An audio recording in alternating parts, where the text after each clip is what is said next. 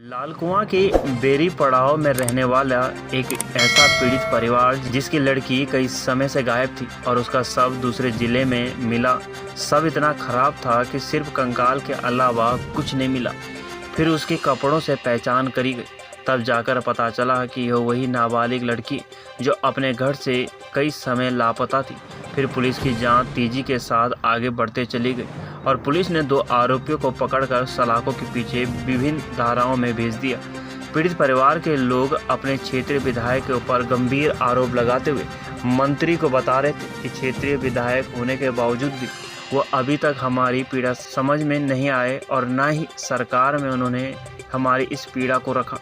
वहीं आज रेखा आर्या कैबिनेट मंत्री पीड़ित परिवार के घर पहुंची और उनको सरकार द्वारा मुआवजे की कुछ राशि दी गई, जिससे परिवार को कुछ राहत मिल पाए, क्योंकि परिवार काफ़ी गरीब है।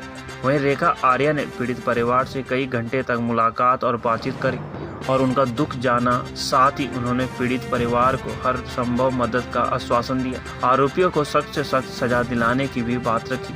वहीं पीड़ित लड़की की मां ने अपना दुखड़ा सुनाते हुए कहा कि हम तो एक ही मांग करते हैं कि आरोपियों को फांसी की सजा हो और सरकार भले ही अपना काम कर रही हो, पर क्षेत्रीय विधायक उनके पास अभी तक नहीं आए।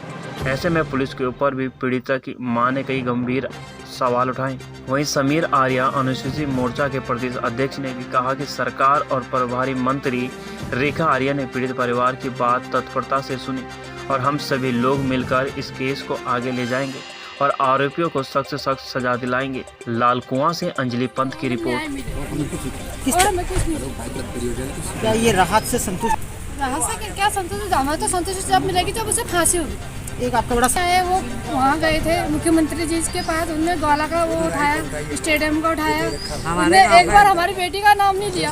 हमारी भी तो क्या कहते हैं, बेटी की नींबू हत्या हुई है, उन्हें कहीं बोलना चाहिए था। वहाँ एक बार तो वहाँ मुख्यमंत्री जी से कहना चाहिए था हमारे बारे में। उन्होंने नहीं कहा, वो हमने उनको विधायक बनाया, उन्हें आना चाहिए था हमारे पास। इस बात का हमको बहुत दुख है कि वो हमारे पास नहीं आए। उन्होंने हमारे बेटी के बारे में कुछ भी नहीं कहा। शिकायत हमारी पुलिस अब हम यहाँ से रामनगर चले जा सकते हैं, वहाँ सुने ना हमारे लालपा है, वहाँ जाएंगे। हम रामनगर क्यों जाएं? हमारी चौकी ना हमारे रामनगर वहाँ आओ, वो कह रहे बयान देने के लिए वहाँ आओ। पुलिस का काम हमें बिल्कुल संतुष्ट नहीं है। सर मैं उस बच्चे का मामा हूँ। सरकार बहुत संवेदनशील है और माननीय मुख्यमंत्री जी और माननीय प्रभारी मंत्री श्रीमती रेखा आर्या जी वो मातृत्व की भी धनी है और उन्होंने यहाँ जब उनको ये पता चला, सारा विषय संज्ञान में लाया गया, तो व्यक्तिगत रुचि लेते हुए, क्योंकि अभी घटना है जो घटी है वो बहुत दुखद है, उस दुखद की भरपाई हम लोग आर्थिक रूप से अगर हम उससे तय करेंगे तो शायद उसको वो हम नहीं कर सकते हैं, लेकिन जो आर्थिक रूप से जो एक सरकार द्वारा नियत एक राशि है उसको देने आज माननीय रेखा आर्या जी स्वतः आई, जबकि इससे उनका मातृत्व भाव पता चलता है, उनका समाज के प्रति लगाव पता चलता है। मैं आभार व्यक्त करता हूँ माननीय मुख्यमंत्री जी का, माननीय प्रभारी मंत्री जी का, कि वो उन्होंने इतने व्यस्त समय से थे व्यक्तिगत रूप से रुचि लेते हुए और अपने समाज की उन्होंने चिंता करी। इसके लिए माननीय रेखा आर्या जी, माननीय मुख्यमंत्री बहुत बहुत बधाई के पात्र हैं। और जिस परिवार में आया हूँ उनके संग जो घटना घटी है बहुत कष्टदायी है। उनकी पीड़ा को तो हम लोग महसूस ही कर सकते हैं, बाकी तो जो उनकी माँ, उनके पिताजी महसूस कर रहे हैं।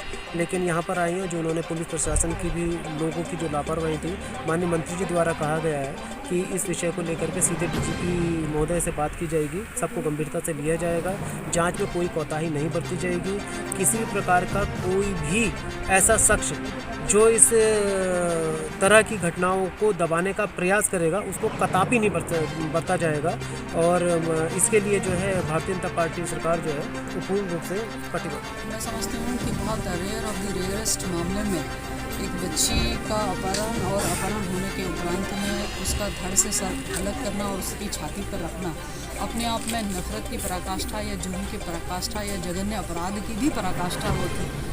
और उस घटनाक्रम में एक माँ के साथ में, चूँकि मैं भी एक माँ हूँ, अपनी जो संवेदना व्यक्त कर सकती थी। पूर्व जब जानकारी मिली मैं तभी आपके घर भी में आई थी। परिवार को अपनी ओर से और सरकार की ओर से जो सांत्वना हो सकती थी वो देने का काम किया। और उसी परिप्रेक्ष्य में चूँकि महिला SC से हैं और अनुसूचित जाति से हैं, तो उनकी सुनवाई में कहीं कोई कमी ना रह जाए, ये ढाढ़स बताने भी यहाँ पर मैं पहुँची थी। और उस वर्ग विशेष के तहत में जो कोई भी अनुमान्य धनराशि इसमें हो सकती थी, उस अनुमान्य धनराशि के सापेक्ष जो है 50% धनराशि आज उनको दे दी गई है और शेष 50% धनराशि उनको समय रहते मिल जाए, उसके लिए समाज कल्याण के अधिकारी को निर्देशित कर दिया है। हालांकि इस आर्थिक सहायता से जो कि 8 लाख या 9 लाख के आसपास उनको मिलने जा रही है, इससे उनको कोई राहत नहीं मिलने वाली, लेकिन एक मानवीय संवेदना के तहत में एक सांकेतिक रूप से जो है उनको एक छोटी सी मदद, आगे उनकी भावना ये है कि बच्चे को न्याय मिले, तो हम उस न्याय की लड़ाई में उनके साथ ना। मैंने आप लोगों से कहा कि माननीय मुख्यमंत्री जी के पास में ले जाना और उनको जो कोई भी शिकायतें उनको इस जांच के उसमें उनको हो रही हैं उसको व्यक्त करना, और साथ साथ में जो प्रदेश के डीजीपी हैं उनको सामने भी इनके विषय को लेकर आना और साथ में डीजीपी को ये बात अवगत कराना कि यहाँ के पुलिस प्रशासन के माध्यम से उनको क्या क्या शिकायतें लग रही है या न्याय प्रक्रिया में क्या देरी हो रही है, ताकि उनको न्याय सही समय पर मिल सके, उसको सुनिश्चित कराना ये हमारी ओर से कोशिश है। सरकार में होने के नाते भी और महिला होने के नाते भी, महिला मंत्री होने के नाते भी, हर तरह से इस वर्ग विशेष से होने के नाते भी और महिला वर्ग से भी होने के नाते भी एक जिम्मेदारी मेरी बनती है, उसके तहत यहाँ पहुँची हूँ। आज परिवार की उनकी माता जी को देकर थोड़ा सा बस मन में शांति हुई कि वो गाँव वालों ने उनके मनोबल को बहुत काफ़ी हद तक जो है उनके भाव को भरने की कोशिश की है।